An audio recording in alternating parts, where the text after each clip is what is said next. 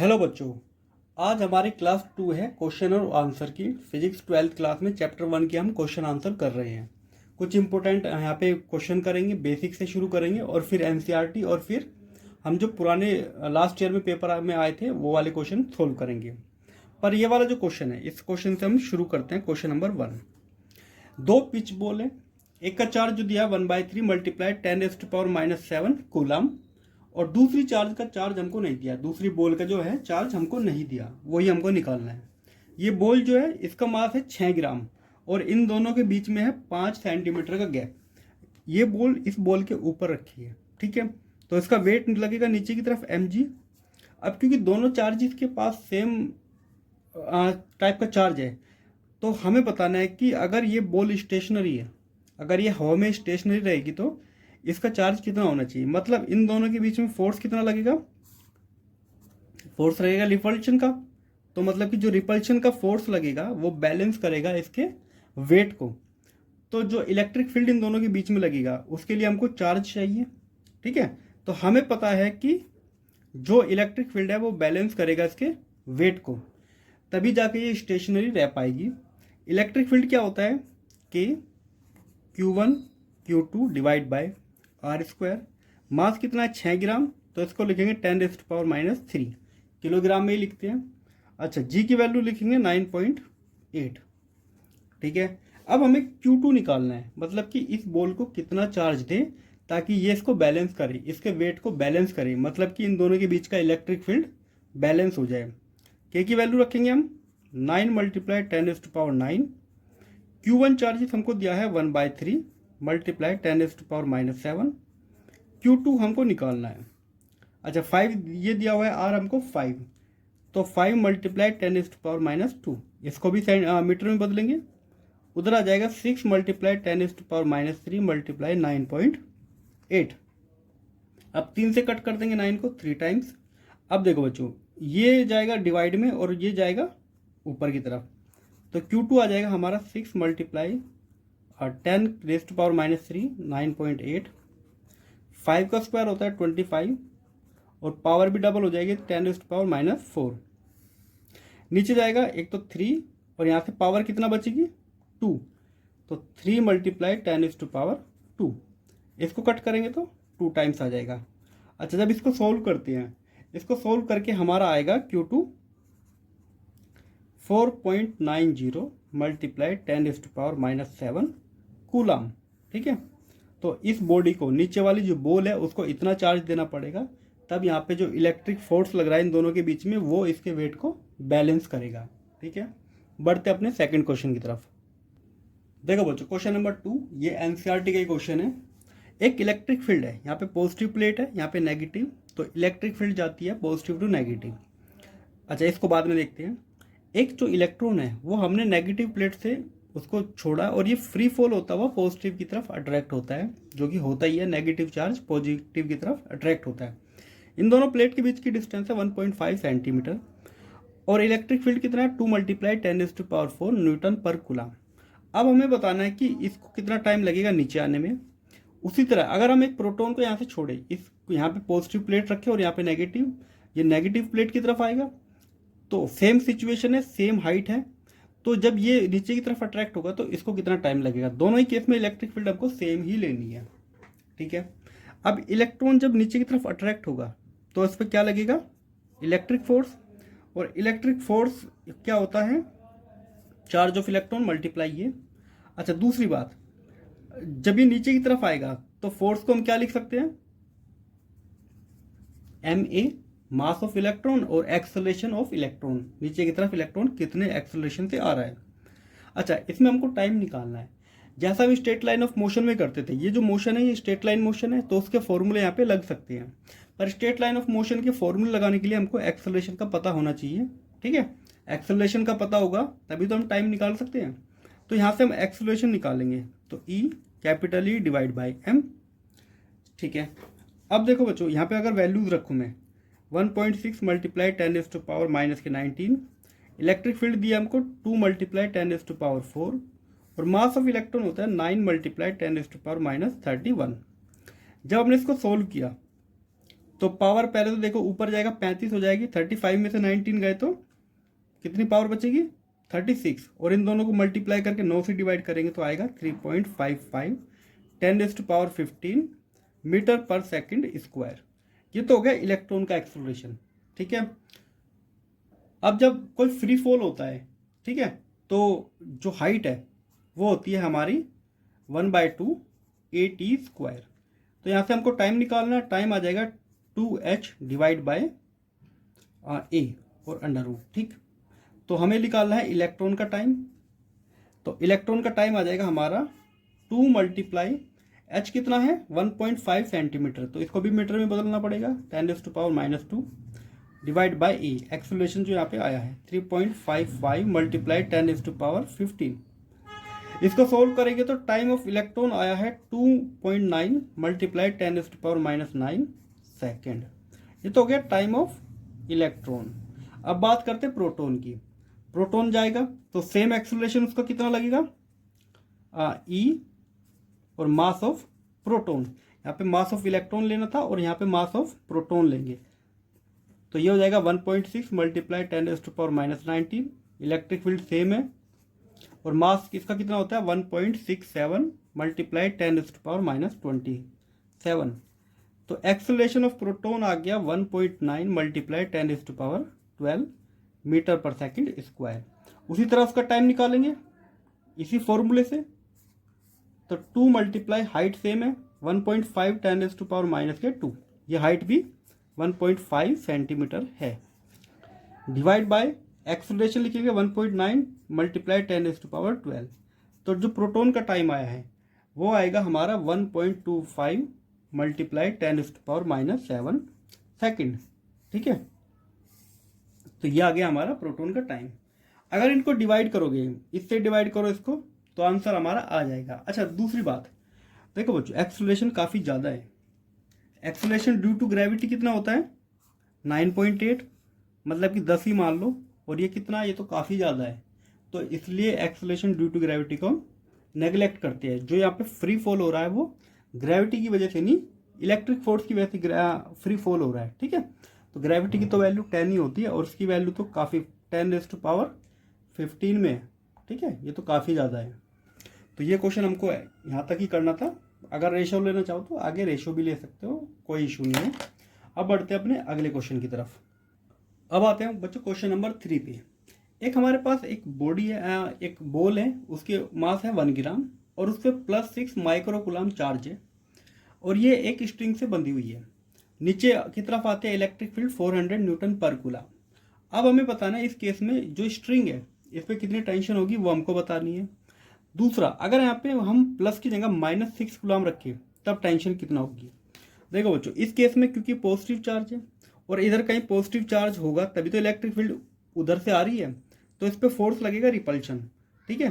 तो ये जो इलेक्ट्रिक फील्ड है इसको इस तरफ फोर्स लगाएगी इलेक्ट्रिक फोर्स, और इस केस में जो इलेक्ट्रिक फोर्स लगेगा वो ऊपर की तरफ लगेगा क्योंकि इधर जो पॉजिटिव चार्ज है वो इसको अट्रैक्ट करेगा, ठीक। अब हमें बताना है कि दोनों ही केस में टेंशन कितना होता है, तो हम एक एक करके करेंगे। पहले इसकी तरफ देखते हैं।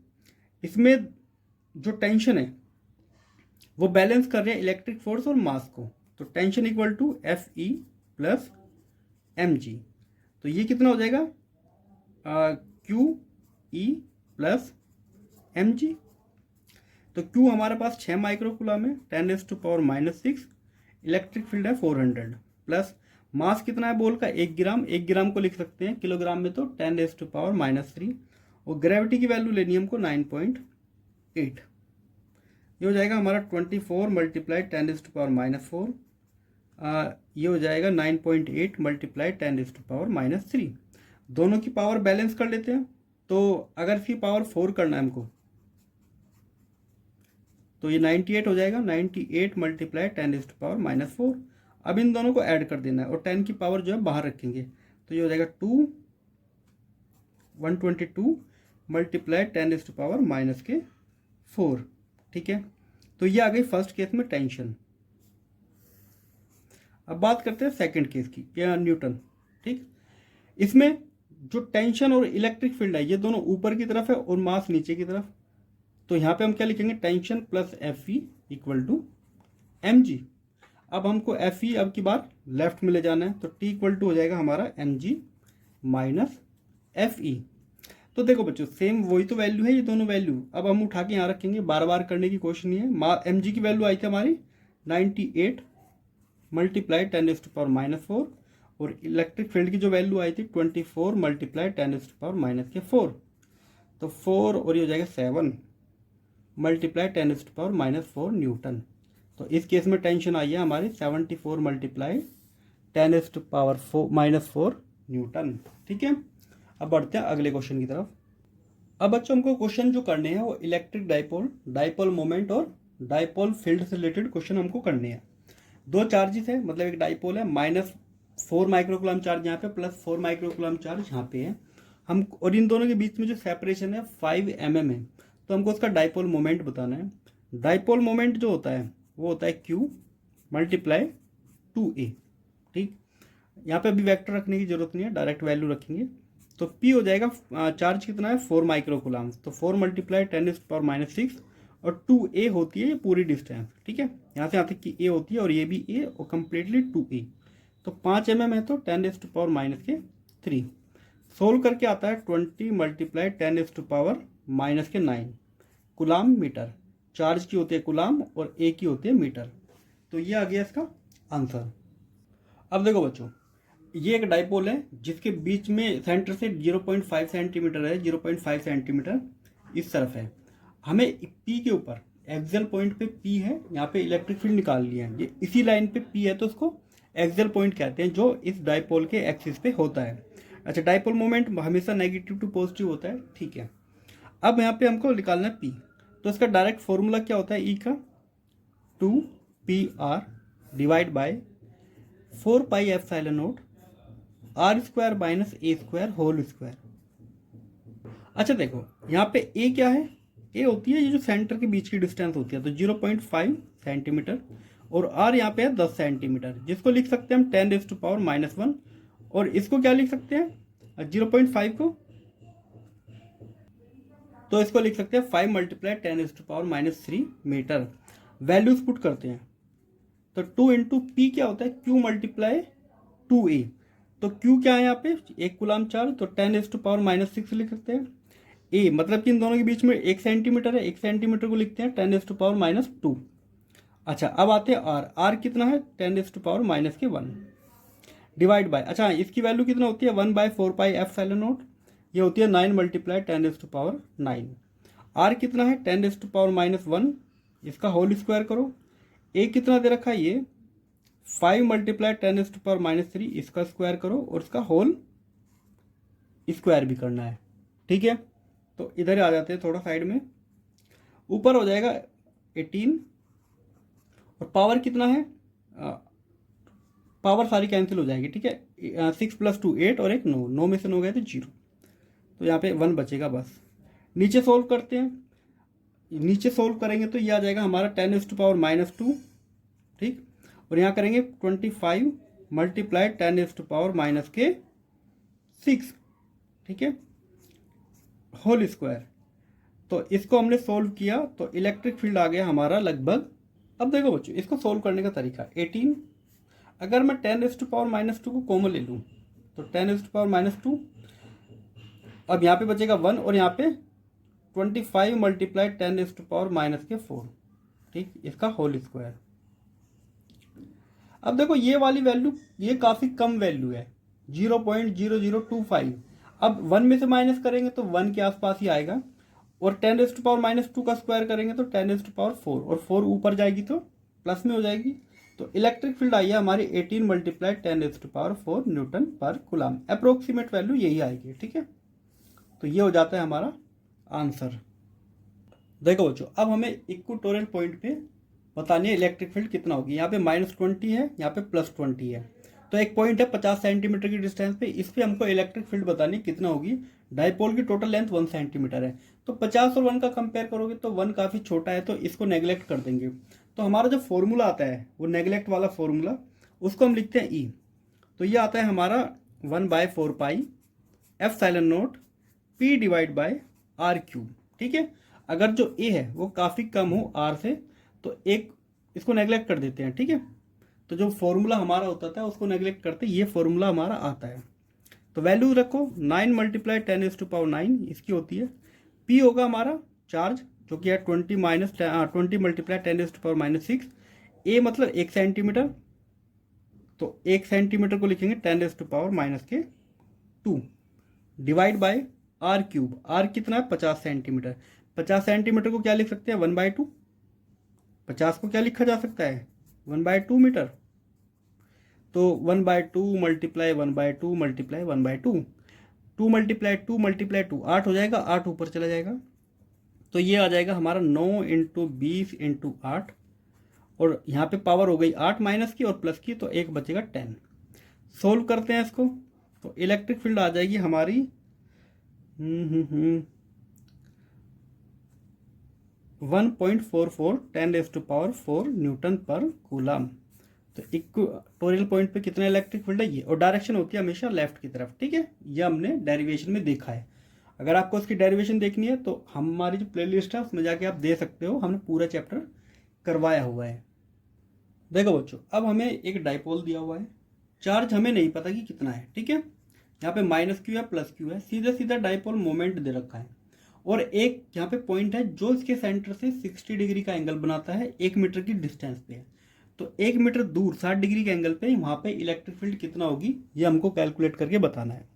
तो इसका डायरेक्ट फॉर्मूला क्या होता है, अगर हमको एंगल पे निकालना है तो P divide by 4πε0 r³ √3 cos square theta +1, ये इसका फॉर्मूला होता है।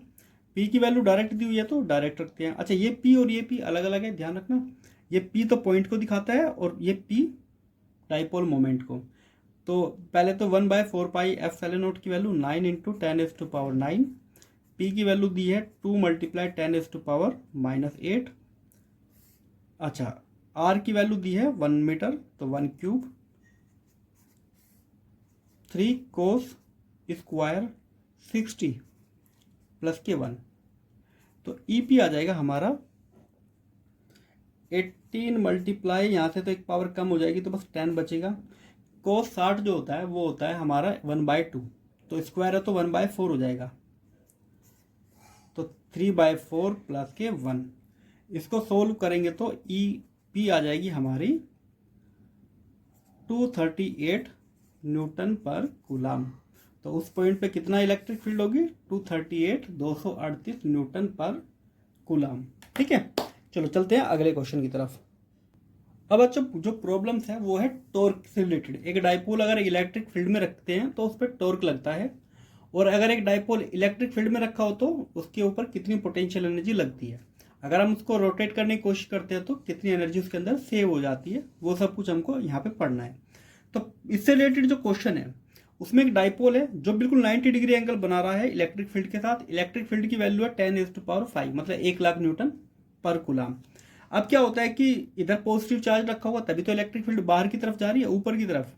तो ये जो नेगेटिव चार्ज है इस पे लगेगा फोर्स नीचे की तरफ और इस पे लगेगा फोर्स ऊपर की तरफ, और दोनों ही केस में क्या होगा, दोनों इक्वल फोर्सेस है और दोनों क्या है एंटी पैरेलल, और इसकी वजह से क्या होगा इस पे टॉर्क लगना शुरू हो जाएगा।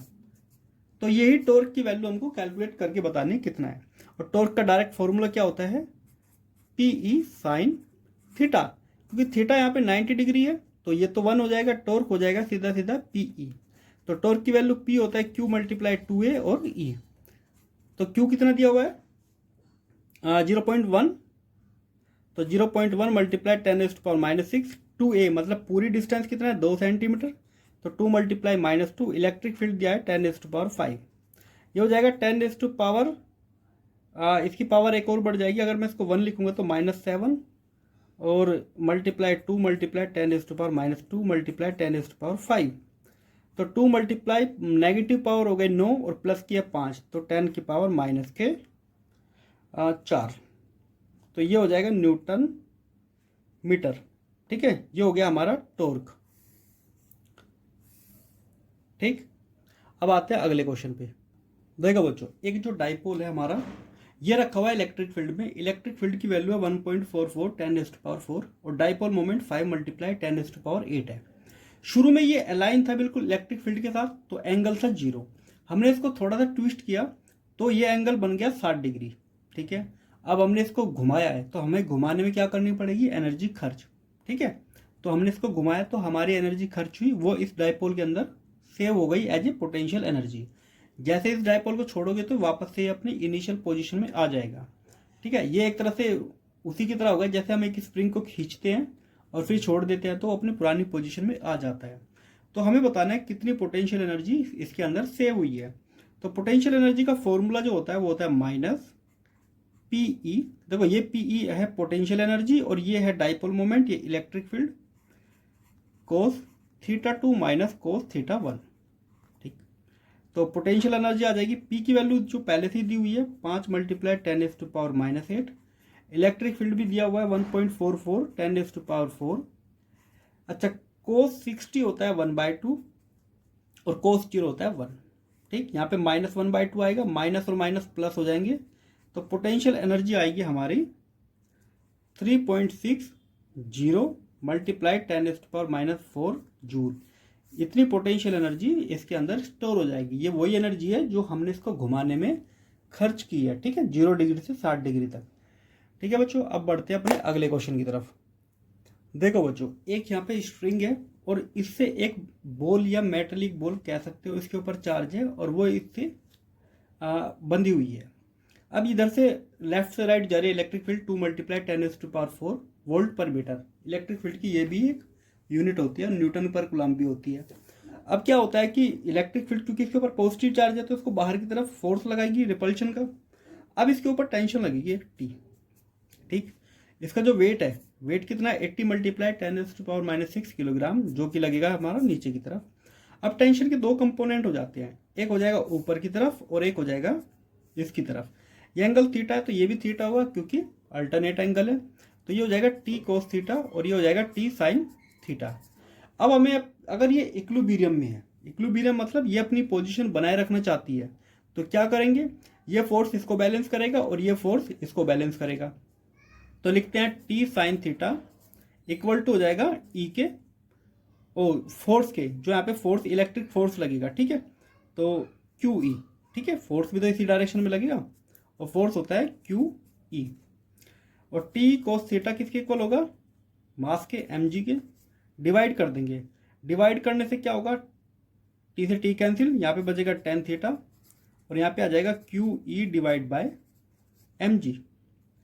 तो tan theta equal to charge हमारा कितना है 2 × 10⁻⁸ 2 × 10⁻⁴ डिवाइड बाय मास है 80 × 10⁻⁶ और ये लेना है हमको 9.8, ठीक है। अब देखो 2 और 2 4, 4 से कट जाएगा तो ये आ जाएगा यहाँ पे 20, ऊपर पावर हो जाएगी 10⁻⁻⁴ और इन दोनों की मल्टीप्लाई करेंगे तो ये आ जाएगा 19.6 × 10, ठीक है। ये जीरो जो मैं है मैंने पीछे ले लिया। इनको सोल्व करके हमारा आया है 0.51, ठीक। तो थीटा की वैल्यू हो जाएगी 10 इनवर्स 0.51, इसकी वैल्यू होती है 27 डिग्री, ठीक। थीटा कितना आ गया, ये एंगल कितना डिस्प्लेस हुआ है 27 डिग्री। अब हमको टेंशन निकालनी है, ठीक है। तो टेंशन निकालने के लिए हमें अभी पता है कि किसी एक में रख देते हैं T sine theta equal to है हमारा क्यू ई। क्यू कितना है 2 × 10⁸ माइनस के, और ई कितना है 2 × 10⁴। 10 27 होता है, यहाँ पे लिख लेना, साइन 27 होता है हमारा 0.45, ठीक। तो टेंशन की वैल्यू आ जाएगी 4 × 10⁻⁻⁴, ये जाएगा 0.45। तो इसका आंसर आ जाएगा 8.8 10⁻⁻⁴ न्यूटन, ठीक है। तो इस स्ट्रिंग के अंदर जो टेंशन निकल के आई है वो कितना आएगी 8.8 × 10⁻⁻⁴ न्यूटन, ठीक है। ये थे बच्चों इससे रिलेटेड क्वेश्चन। इसके आगे क्वेश्चन करेंगे अगली वीडियो में, ठीक है। तो मिलते हैं अगली वीडियो में। ये क्वेश्चन ध्यान से करना, इनसे रिलेटेड अगर कोई डाउट है तो आप हमसे कमेंट में पूछ सकते हैं, ठीक है। तो जुड़े रहिए हमारे चैनल के साथ, मिलते हैं अगली वीडियो में।